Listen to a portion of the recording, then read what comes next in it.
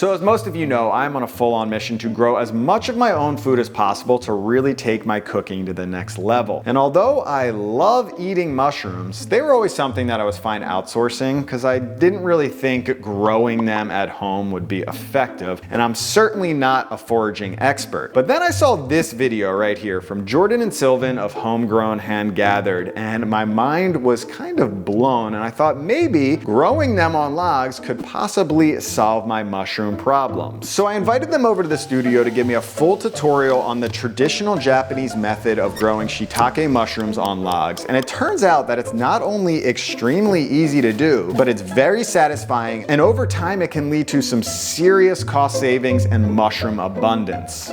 Now, before we get into the growing, I want to briefly talk about the history of cultivation, which dates back to Japan over 1,000 years ago. So the word shi is the name for the specific tree that the take, or the mushrooms, grow on. So naturally, those together created the shiitake mushroom. And the shi tree is very similar and a relative to the oak tree, which you see all over North America and in a lot of parts of Europe. And the original cultivation in Japan was very simple. They would see this delicious mushroom growing already on shi trees. They would cut down other shi trees in the forest that didn't have the mushrooms growing on them, and they would stack them next to the already cultivated shi trees, and those spores would just transfer over and inoculate the logs. It wasn't until the early 20th century where commercial shiitake mushroom production really kicked off in Japan. They were still using the same shi trees, but the process of inoculation became more advanced, where they would drill holes in the tree and insert wood or sawdust, which was already inoculated with the shiitake mycelium or spores, for a much quicker and more controlled growing process. And you still see this practice in Japan on traditional shiitake farms, whereas most shiitake mushrooms and most wild mushrooms that are grown today are grown inside in controlled environments on mushroom bags or some type of substrate where the mushrooms will grow on. But personally, I love the idea of mimicking the more natural environment, so today we are going to be learning how to grow shiitake mushrooms on logs outside in my garden.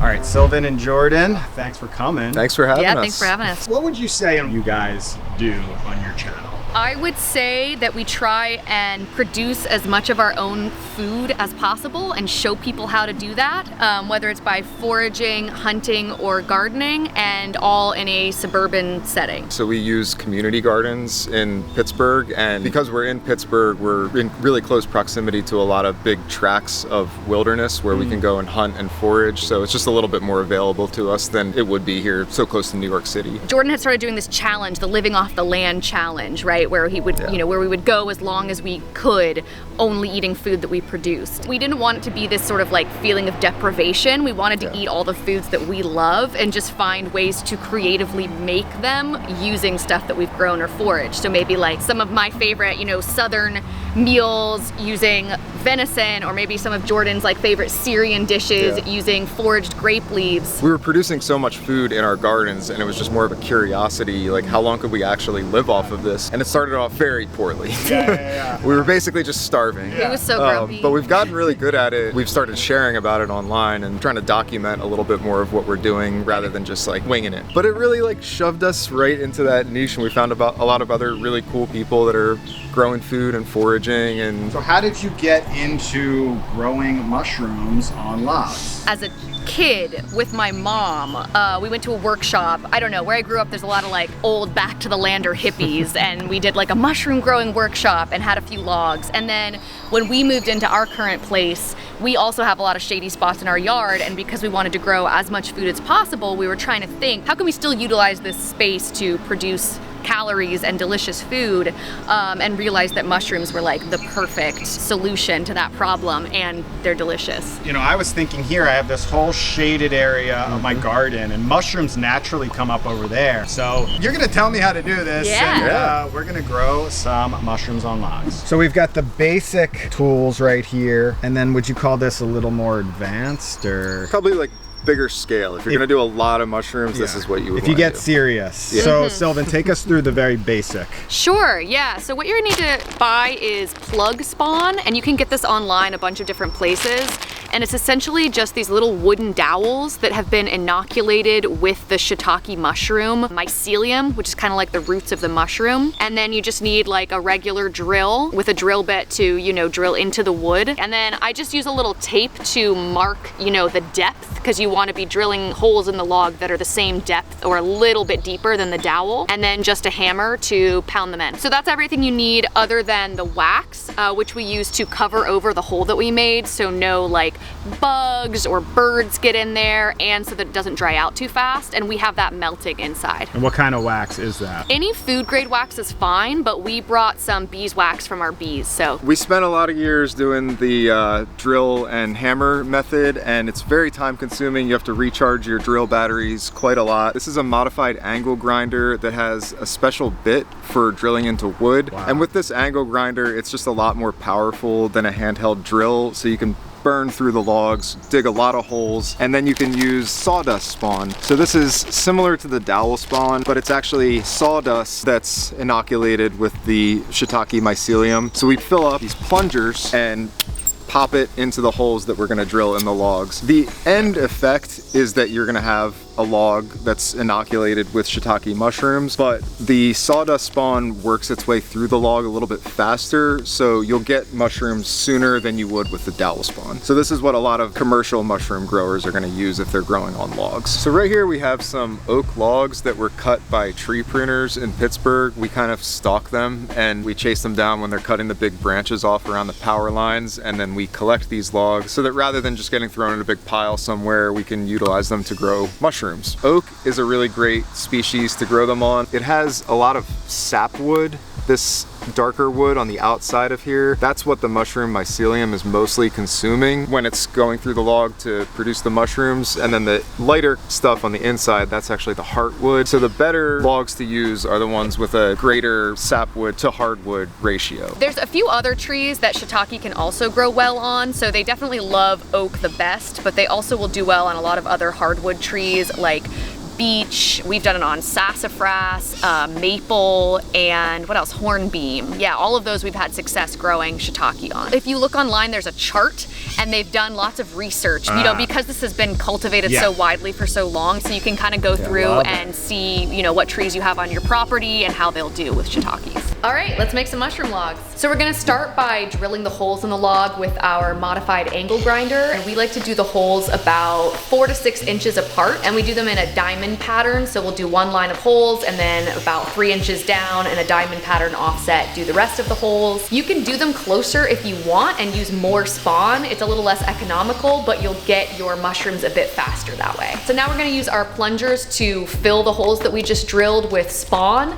And you wanna make sure when you put the plunger in that you are, first of all, getting the spawn fully into the bottom of the hole, and that the spawn is about 1/8 of an inch below the surface of the hole. And here we're doing it the slightly more low-tech way with the drill and the hammer, which works perfectly fine, but as you can see, it is a little bit more effort and takes a lot more time. But it's basically like playing a game of whack-a-mole, so it's a lot of fun. So our beeswax is fully melted in this old crock pot, so we're gonna take our daubers, you could also use a paintbrush, and just dab wax over the holes to seal in the spawn that we put in there so that no bugs or birds get in there, and to help seal in the moisture. So now we're pretty much done. We just have to figure out where our logs are going to live, and you want to find some place that's in the shade. It can get some sun, and you want to make sure it gets rainfall so that these logs can stay moist. We put them on top of some logs that haven't been inoculated, and we want to keep them up off the ground at first because you don't want other fungus to get into our logs while they're still not fully inoculated with the shiitakes. And then we just stack them all together like this, nice and close, so that they retain more moisture. Once they're fully inoculated and start fruiting, you can put them in what we call a crib stack, which is more open, allows more airflow, and makes sure that the mushrooms don't get malformed while they're growing. All right, so we've done it. How many logs do we have? 8? Yeah, 8.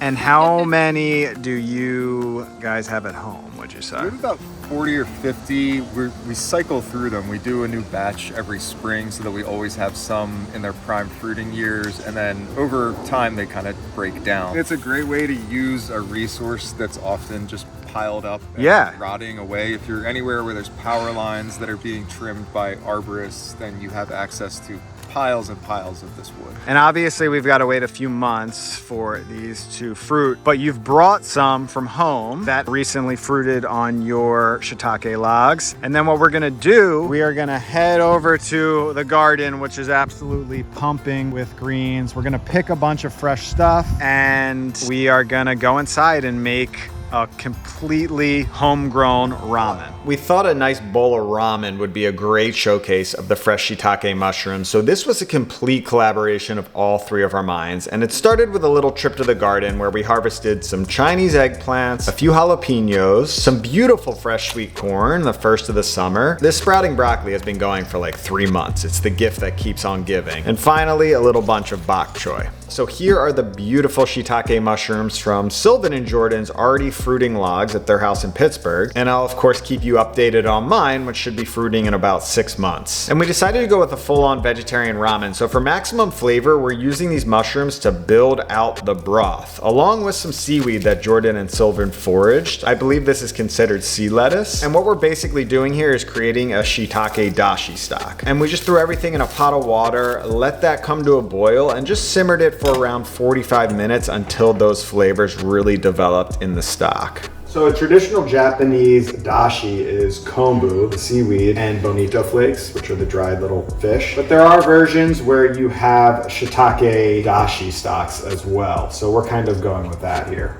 And next up was the aromatic oil. We sliced up a few jalapenos in chunks, along with about 5 cloves of garlic, and just threw that in a mini little food processor until it was all chopped up. Added that to a bowl and poured over some hot oil, which is a Chinese technique for making an infused oil. It's initially gonna sizzle up and really infuse, and then we'll just let that sit until it is ready to use on top of our ramen. And then for the toppings, we chopped up the eggplant into some nice thin slices, added them to a hot pan with some oil to get them stir frying. And when they had some nice color, that's when we added the sprouting broccoli, or broccolini, along with that bok choy, and just stir fried everything up on a high heat until those greens wilted and everything browned up nicely. So to bring everything together, we first strained off that dashi, which came out absolutely great. Smells amazing, such nice flavor, and a really beautiful color. And of course, we're gonna save these mushrooms. They don't have a ton of flavor at this point, but there'll be some nice texture if we just slice them up thin and throw them into the ramen. And to me, this wouldn't be the ultimate ramen if we didn't have some half-boiled eggs in there. So I got some eggs from the chickens out back, and I threw them in some boiling water for about 5 to 6 minutes until they were half boiled. And finally, to really flavor things up, we're calling on my homemade miso paste. Remember the koji video from a few months ago? Well, the miso I made in that video is already 6 months old and ready for action. And on top of the miso, a bunch of tamari has formed, which is basically just a really salty umami liquid, very similar to a soy sauce. So for the base flavoring, or the tare of this ramen, we added a scoop of the fresh miso along with a few spoons of the tamari, poured over that dashi, in with the fresh boiled ramen noodles, and then topped with some sliced shiitakes, some fresh sweet corn cut off the cob, our stir-fried mixed veggies, half-boiled eggs, and finally a drizzle of that spicy jalapeno garlic aromatic oil, along with just some of the contents in the corner as well, which will mix in nicely. That is crazy. It's always fun when food takes this long to make. Yeah. A lot of anticipation. Yeah, we